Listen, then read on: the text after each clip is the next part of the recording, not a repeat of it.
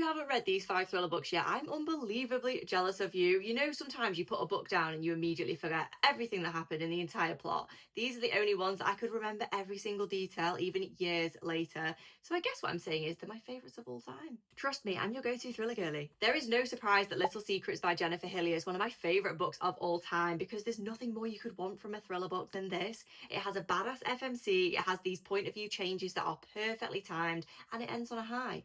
The Drowning Woman by Robin Harden is extremely character driven, which wouldn't normally be my cup of tea, but these characters are worth investing in. It also ends each part of this book on a cliffhanger, so you could not get bored if you tried. And sticking with the good for her vibes, Beautiful Ugly by Alice Feeney is exactly that. This is women empowerment, it's twists left, right, and centre, and it's a very isolated setting. How am I only just seeing this book has a map?